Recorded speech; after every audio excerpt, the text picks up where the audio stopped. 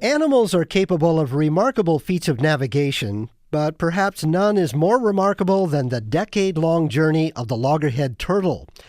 Born on a secluded beach, they scramble to the sea, then spend years on a trip that can cross whole oceans before returning to their home beach to reproduce. Dr. Ken Lohman, a biologist from the University of North Carolina, has spent a good chunk of his career trying to understand just how they manage this amazing trick of finding their way across featureless oceans. A few years ago, he came on this program to explain that loggerheads have a magnetic sense that helps them tell north from south. But in his most recent work, he's found that to win the race for survival, it helps to recognize east from west as well. Dr. Lohman, welcome back to Quirks and Quarks. Thanks. It's a pleasure to be here. How hard a task is the navigation that these turtles have to do? They confront some serious navigational issues in their migration. The young turtles leave the southeastern United States coast, and they travel along a circular migratory pathway that spans the entire Atlantic Ocean. So they basically migrate in a circle that leads them from southeastern United States coast over to Spain and Portugal, down along the African coast, and then eventually back to North America. The distance that they cover exceeds 10,000 miles. Holy smokes. Well, you've already demonstrated that they have a kind of compass sense. What made you think that it went beyond just knowing which way is north and south? One of the most difficult elements of open sea navigation is determining longitude or position along the east-west axis. We've known for some years that the turtles can use the Earth's magnetic field to approximate their latitude, but until recently it was thought that it was impossible for an animal to sense longitude using the Earth's magnetic field. We decided in our most recent experiment to look at that possibility. Well, tell me about the experiment. How did you figure out how they're doing longitude? We took young turtles that had never been in the ocean before and transported them to the lab, where we outfitted each one with a little nylon lycra harness, basically a little bathing suit for sea turtles. And we can then tether the turtles in a circular pool of water, which is surrounded by a large magnetic coil system. The coil system can be used to reproduce the exact magnetic fields that exist in different parts of the ocean.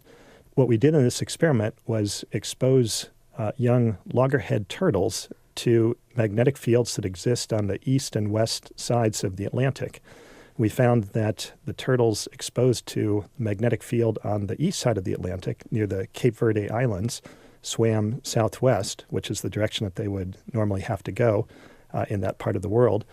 And the group that was exposed to the field that exists at the same latitude, but at a longitude on the west side of the Atlantic, swam toward the northeast, a direction that will take them into the currents, which carry them back to the Florida coast. Wow. So they were able to detect the difference between the East Atlantic and the West Atlantic. I didn't know that the magnetic field was different from those spots. What are the turtles actually detecting? We think they're detecting two different features of the Earth's magnetic field. We know that they can detect intensity, or the strength of the field, and we also know that they can detect the inclination angle of the field lines. Inclination angle refers to the angle that the field lines make with respect to the Earth. And basically, the field lines become progressively steeper relative to the Earth's surface as you go north from the equator. Oh, you mean like the old school experiment where you sprinkle iron filings over a magnet and you get that apple shape? It looks like an apple cut in half, where they're pointed down at the top and the bottom and parallel on the side? Yes, exactly. Okay. So you're saying they can tell what angle the lines are with the ground as you go north and south, but what about east-west? The fields that exist on opposite sides of the Atlantic consist of different combinations of inclination angle and intensity. So different oceanic regions are marked by distinctive magnetic fields that exist nowhere else. And the turtles evidently can use these unique magnetic signatures to determine approximately where in the ocean they are. So it's sort of like there's a magnetic fingerprint in different regions of the ocean. Yes. So how do you think then the turtles are putting these two elements together, the angle of the field lines to the ground and the intensity of the field, to figure out where they are on the surface of the Earth? We don't know exactly how their magnetic navigational system is organized, but it certainly appears that these young turtles inherit instructions that tell them what direction to swim in when they encounter specific magnetic fields that exist at particular oceanic locations. You say they inherit that. So you mean they already have the map in their head when they're born? The turtles that we used had never before been in the ocean, so they had not had an opportunity to learn anything about how the magnetic field varies in the Atlantic. Presumably, they inherited the responses that they displayed in our experiments. I mean, that's astounding. They just go out, they say, oh, I see this, I need to swim northeast, or I need to swim southwest. They just know. It is astonishing. It implies that they inherit the migratory route, or more specifically, they inherit instructions that allow them to follow the migratory route in their particular part of the world. So the work has some interesting implications for conservation because it implies that if we lose turtles from one particular area, we probably cannot restore that population by reintroducing turtles from another area. The turtles that are brought in are going to lack the responses that they need to successfully migrate in the new area. Oh, if they came from somewhere else, they'd swim the wrong way. They'd get lost. Presumably so. They would not have inherited the correct responses to the magnetic fields that exist along the migratory pathway.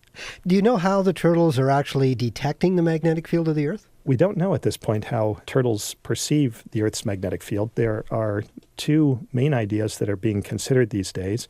One is that turtles may have crystals of the mineral magnetite.